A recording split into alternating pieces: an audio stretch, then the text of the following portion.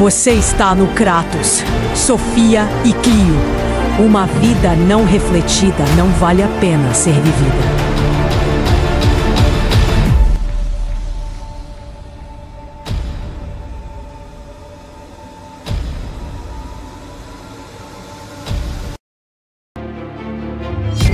Você teve que escolher entre a guerra e a desonra. Escolheu a desonra. Terá a guerra. Winston Churchill.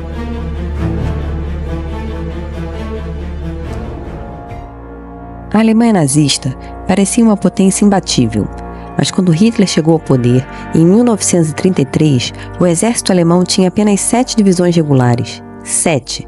E ainda assim, ele tinha um plano claro: conquistar espaço vital, submeter povos inteiros e redesenhar o mapa da Europa pela força. O mais impressionante é que ele não ficou forte porque começou forte. Ele ficou forte porque os outros erraram. Erros diplomáticos, tanto dos britânicos quanto dos soviéticos, que permitiram transformar um regime militarmente frágil na maior máquina de guerra que o mundo já viu. 1936. Remilitariza a Renânia e ninguém reage. 1938, anexa a Áustria e dobra sua capacidade militar. Ainda em 1938, com o Acordo de Munique, incorpora os Sudetos, levando junto uma das maiores indústrias bélicas da Europa. 1939, ocupa toda a Tchecoslováquia. E em 1941, quando invade a União Soviética, a escala da guerra atinge um nível jamais visto. Ao longo da campanha no fronte oriental, a Alemanha mobiliza 600 divisões, a maior força de ocupação terrestre da história da humanidade. Tudo isso foi possível não pela genialidade militar de Hitler, mas por uma sucessão de erros diplomáticos fatais. Erros baseados na ilusão de que era possível conter o nazismo com promessas, concessões e acordos frágeis. Este vídeo será dividido em 2 partes.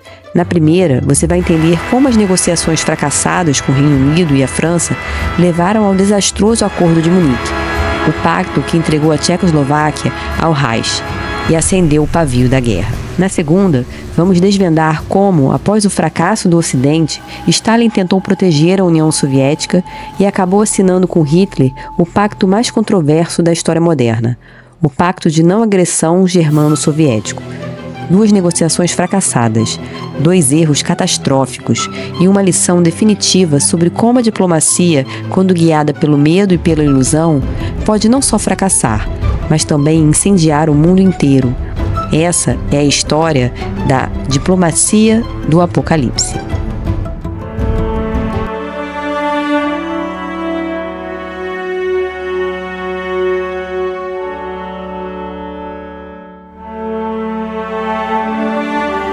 A expansão nazista foi realizada meio à desconfiança do comando da Wehrmacht. Segundo relatos dos próprios generais alemães, a vitória na frente ocidental, embora depois viesse parecer tão irresistível, foi concebida em atmosfera de temor e dúvida. O motivo era a velocidade estonteante dos acontecimentos. A promessa inicial era de que a guerra começaria entre 1943 e 1944, não em 1939 como ocorrido. Na primeira reunião realizada com os militares, em 3 de fevereiro de 1933, Hitler mencionou a necessidade de construção do espaço vital nas próximas 5 ou 6 décadas. Não foi o que ocorreu. Como explicar? De acordo com a doutrina nacional socialista, a história seria regida por uma luta perpétua entre as raças, organismos biológicos guiados por um suposto desejo inato de se reproduzir, expandir e dominar umas às outras. Num mundo marcado pela escassez de recursos e pelo crescimento constante da população, a única alternativa, segundo essa lógica perversa, era que as raças consideradas superiores garantissem sua sobrevivência exterminando ou condenando à fome as inferiores. Nessa visão brutal e biologizante da história, a guerra não era um desvio, mas uma condição natural da existência humana. A paz, se existisse, seria apenas uma trégua temporária no ciclo inevitável da luta pela vida. Imersos nesse raciocínio darwinista e racializado, os nazistas defendiam que o povo ariano precisava conquistar seu Lebensraum, o chamado espaço vital. Na prática, isso significava a colonização violenta do leste europeu, a expulsão ou extermínio de populações locais e a transformação dos povos eslavos em mão de obra escravizada. Formulada por Hitler e seus ideólogos ainda na década de 20, essa doutrina não apenas sobreviveu, mas permaneceu inalterada até o colapso final do Terceiro Reich, em abril de 1945. Quando Führer se suicidou no bunker em Berlim. Em suma, os nazistas não temiam a guerra. Eles a consideravam inevitável, necessária e até desejável. Afinal, para eles, a guerra era simplesmente a expressão mais pura e legítima da luta pela sobrevivência. Por isso, ao chegar ao poder, Hitler tinha pressa. A remilitarização da Renânia, em fevereiro de 1936, foi realizada no ano seguinte à decretação do serviço militar obrigatório. Na ocasião, inclusive, havia sido autorizado o recuo tático caso houvesse qualquer movimentação de tropas francesas. Naquele momento, era notório que a Wehrmacht não se encontrava preparada para um conflito militar de alta intensidade. Diante da vulnerabilidade militar, a aposta seria na guerra psicológica. Ao mesmo tempo em que ameaçava a estabilidade mundial, Hitler prometia a paz. Os próximos 25 anos, argumentou, seriam pacíficos. Pode-se considerar encerrada a luta por direitos germânicos iguais. Não temos nenhuma reivindicação territorial a fazer sobre a Europa. A liderança francesa achou melhor acreditar nas palavras do ditador, e nada foi feito. Erro grave. Na prática, não passariam sequer 25 meses para que as novas reivindicações territoriais entrassem em pauta. A reação das potências ocidentais serviria para Hitler avaliar os passos seguintes. Aos poucos, a cautela daria lugar a jogadas cada vez mais ousadas. Ainda em 1936, o plano de 4 anos, projetado para preparar o país para uma guerra geral, teria início. O eixo Roma-Berlim, o pacto anticomintern foi consolidado. Por fim, alemães ainda intervieram com sucesso na Guerra Civil Espanhola.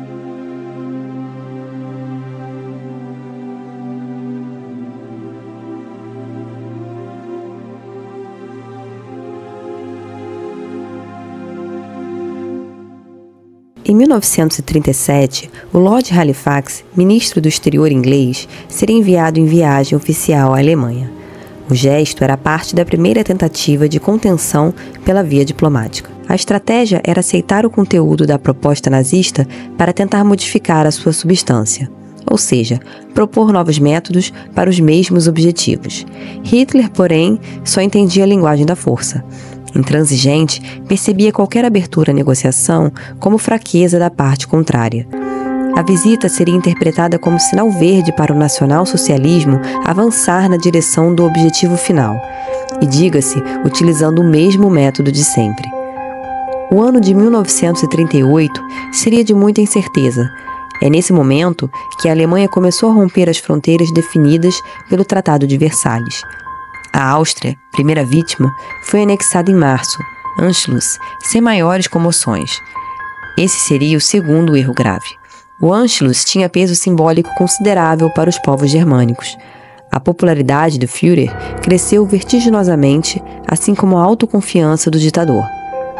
Era a história mundial, a realização de meu velho sonho germânico, uma Alemanha verdadeiramente unida por meio de um homem que não tem medo de nada, que não conhece meios termos, empecilhos ou dificuldades, escreveu no seu diário a professora Louise Sommitz. Até mesmo os oficiais mais realistas, convencidos de que a política expansionista levaria o país para o abismo, doravante perceber-se-iam incapazes de alterar os rumos dos acontecimentos. Hitler tinha iniciativa. Qual seria seu próximo movimento? Bastaria uma rápida olhada no mapa europeu para perceber que a Tchecoslováquia estava com os dias contados. Após a incorporação da Áustria, as fronteiras tchecas foram envolvidas pelo Reich. Essa seria, inclusive, a desculpa dada por Chamberlain pela inação britânica.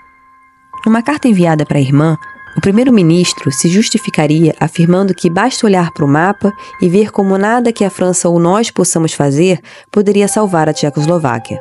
A fronteira da Áustria está praticamente aberta. Apesar de sua posição estratégica vital no imaginário inglês, o território tcheco parecia estranhamente distante.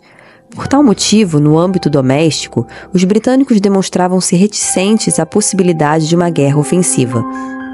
a opinião pública atuaria como freio a medidas mais incisivas na Europa continental, tendo sido, inclusive, elemento fundamental para a assinatura do Acordo Naval Anglo-Germânico de 1935.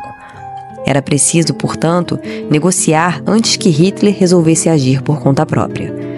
Quando, em 12 de setembro, Hitler proferiu um agressivo discurso em Nuremberg, exigindo o direito de autodeterminação dos Sudetos, o primeiro-ministro inglês propôs uma reunião para resolver o problema.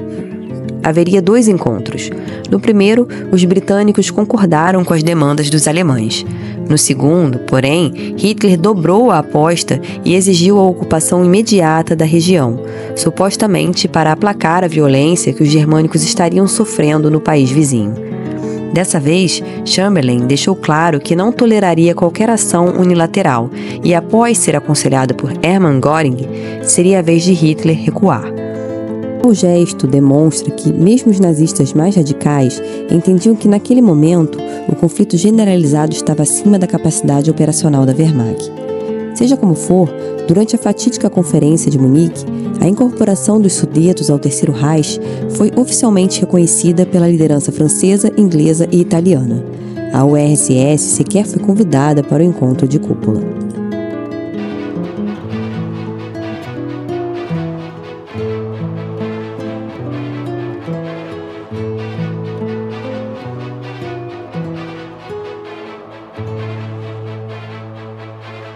Os planos de Hitler, porém, iam além do pangermanismo. Enquanto o espaço vital não fosse conquistado, o Führer continuaria inquieto. Havia também problemas imediatos que precisavam ser equacionados. O acelerado programa de rearmamento estava pressionando a economia alemã e os nazistas vinculavam a recuperação econômica à expansão territorial. A anexação da Áustria representou 5 novas divisões ao exército, fontes de minério de ferro, campos de petróleo, uma considerável indústria metalúrgica e 200 milhões de dólares de reserva, essenciais para um país que necessitava urgentemente de divisas estrangeiras. O equilíbrio financeiro havia se tornado dependente da guerra. A execução do projeto não seria simples. Após Hitler comunicar aos chefes militares que ocuparia o território tcheco e não apenas os Sudetos, o comandante-chefe do exército alemão, Walter von Brauchitsch, apresentou um relatório conclusivo a respeito do despreparo da Wehrmacht caso o conflito envolvesse Grã-Bretanha e França. Brauchitsch não estava sozinho. Sua opinião seria respaldada pelo alto comando militar na figura do general Franz Halder, que inclusive chegou a considerar um golpe para evitar o pior. O receio tinha fundamento. A Tchecoslováquia tinha um acordo defensivo tanto com a França quanto com a URSS. Contudo, em 1939, o volume de moeda estrangeira se encontrava novamente em situação crítica. Hitler preferiu arriscar novamente. Ele havia interpretado o recuo das potências ocidentais em Munique como outro gesto de fraqueza e concluiu, acertadamente, que tanto os franceses quanto os ingleses não aceitariam o risco de um conflito generalizado para salvar um país que eles mal conheciam. E funcionou. Stalin havia condicionado o apoio soviético à iniciativa francesa, que por sua vez esperaria a decisão britânica. Sem o respaldo da opinião pública, Chamberlain achou que os custos envolvidos na ação eram altos demais. Abre aspas, nisso não temos como pensar. Abandonei, assim, quaisquer ideias de garantias à Tchecoslováquia ou à França em relação às obrigações assumidas por este com aquele país. Fecha aspas. A Tchecoslováquia seria deixada à própria sorte. O destino de mais uma nação independente havia sido selado. O efeito gerado pela destruição de mais um Estado soberano foi considerável. Havia ficado claro que a política de apaziguamento falhara fragorosamente. A fronteira que separava os Sudetos da Boêmia e da Morávia seria o Rubicão de Hitler. A partir dali, não haveria mais volta, e o jogo passaria a ser jogado com novas regras. Os nazistas não poderiam mais reivindicar direitos iguais, Renânia, tampouco buscar amparo no princípio de autodeterminação dos povos, Áustria e Sudetos. Do lado alemão, a desintegração da Tchecoslováquia abriu caminho para a alteração definitiva do status quo no leste europeu. Hitler precisava de força bruta justamente no momento em que se sentia mais forte. A guerra havia se tornado praticamente inevitável. Inflexível, ele dobraria a aposta e passaria a pressionar o território polonês.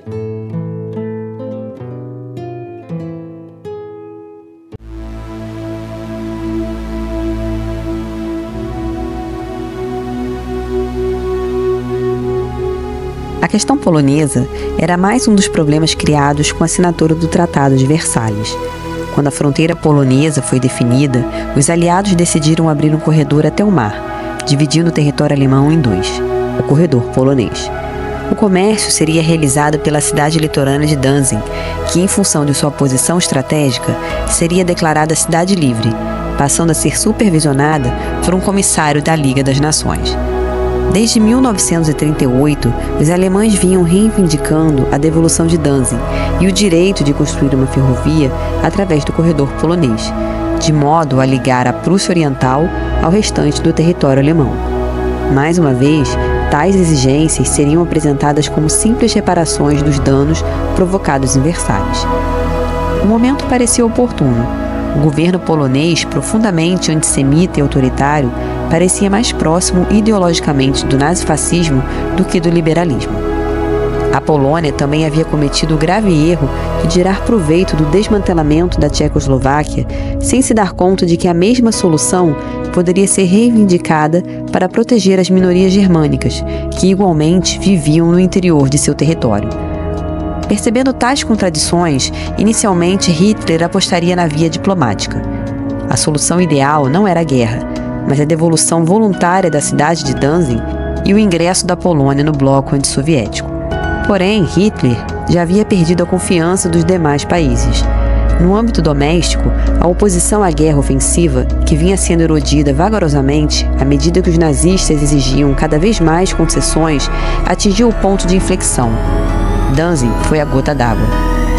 A virada na opinião pública também ajuda a explicar por que a postura diplomática britânica mudou em 1939 e não no ano anterior, quando a posição alemã era claramente mais vulnerável.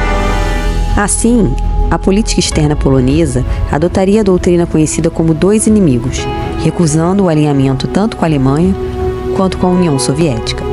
A integridade e independência territoriais da Polônia, restaurada apenas uma geração antes, depois de 23 anos de ocupação estrangeira, eram preciosas demais para que seus políticos cedessem em troca de promessas duvidosas e status de vassalagem. Nos ouvidos de Hitler, a recusa polonesa soaria como uma declaração de guerra. No dia 31 de março de 1939, percebendo o perigo, o governo britânico daria um ultimato aos nazistas.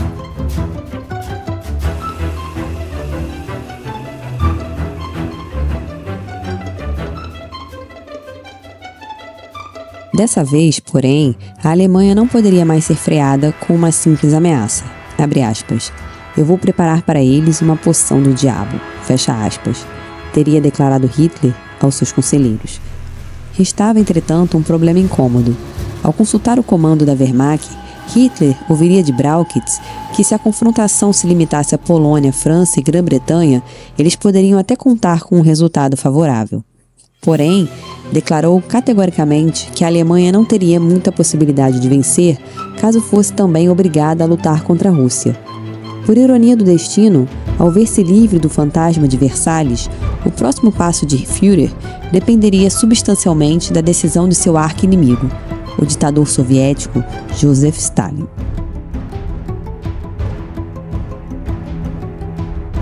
Como explicar tantos erros consecutivos?